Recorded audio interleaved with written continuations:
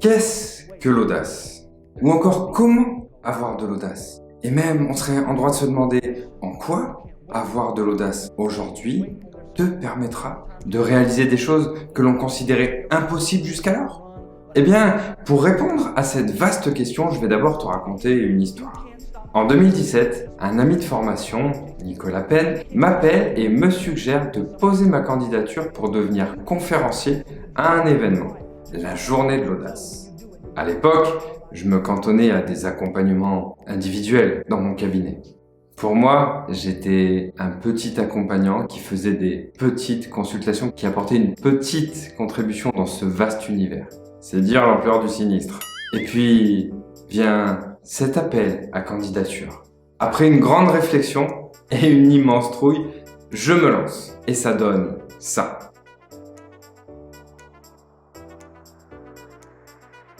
Plus de 20 000 vues sur cette candidature, des centaines de likes et de partages. Autant vous dire que le petit accompagnant en question allait bientôt sortir de sa caverne. Malgré cet engouement et les interactions acquises, je n'ai pas été sélectionné. Il faut dire que j'étais Mathieu, l'outsider, le type que personne ne connaît, qui arrive d'on ne sait où, qui ramasse un nombre de likes assez admirable, mais j'étais en lice avec des personnes, des figures emblématiques du développement personnel français qu'on connaît tous aujourd'hui. La leçon de cette petite expérience a été sans appel. Est-ce que je choisis de vivre un échec pour un échec et dans ce cas-là, je m'arrête, je rentre chez moi, c'est fini, on n'en parle plus? Ou alors, est-ce que je fais le choix d'apprendre quelque chose de cette expérience? Eh bien, évidemment, j'ai opté pour l'option 2. Qu'est-ce qui s'est passé? Le jour du résultat, Yannick Alain, l'organisateur de cette journée, me fait un petit clin d'œil et salue ma candidature qui arrivait d'on ne sait où à remporter un score assez admirable. Et de là, je me suis dit une chose très simple. Je me suis fixé un objectif. Je me suis dit, Mathieu, en 2018, la journée de l'audace ne se fera pas sans toi. Et qu'est-ce qui s'est passé? Eh bien, j'ai commencé à faire des conférences dans un cabinet de thérapeute devant 5 personnes, 10 personnes, 20 personnes, 50 personnes, et puis 100, et puis 200 personnes. Mais qu'est-ce que j'ai fait? J'ai fait une pancarte énorme où je me baladais aux 4 coins de la France avec ma pancarte écrit dessus en gros « Votez Mathieu, journée de l'audace 2018 ».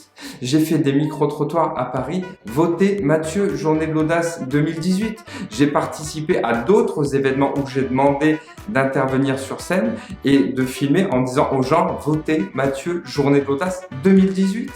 Arrivé le jour de cette nouvelle candidature en 2018, nouvelle consigne de candidature, 3 minutes de vidéo. J'avais de quoi produire un documentaire animalier. J'ai dû extraire certaines séquences et pour aller plus loin, pour être sûr d'être sélectionné, je me suis dit Mathieu, c'est pas assez. Il faut que tu ailles plus loin. Les gens parlent d'audace dans leur candidature. Toi, sois audacieux.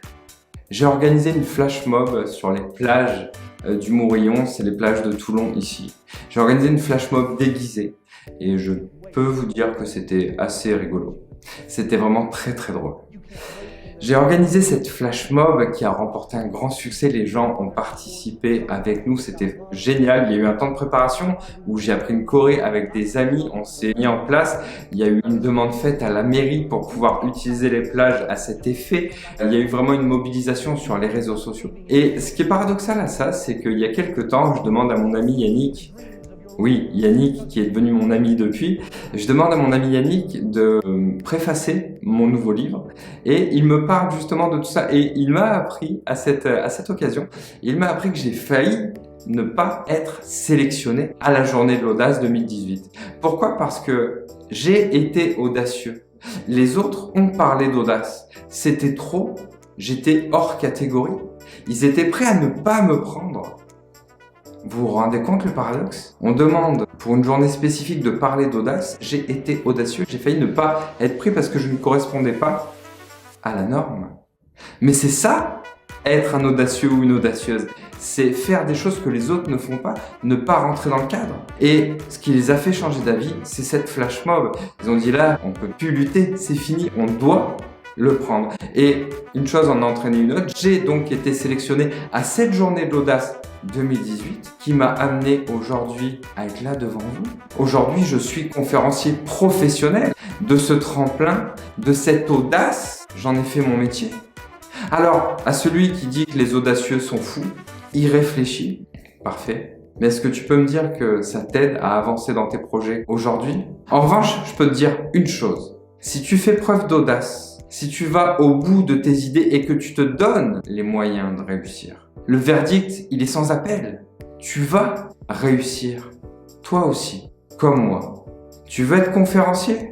Fais des conférences. Tu veux être autre chose? Fais ce qu'il faut pour, mais fais-le.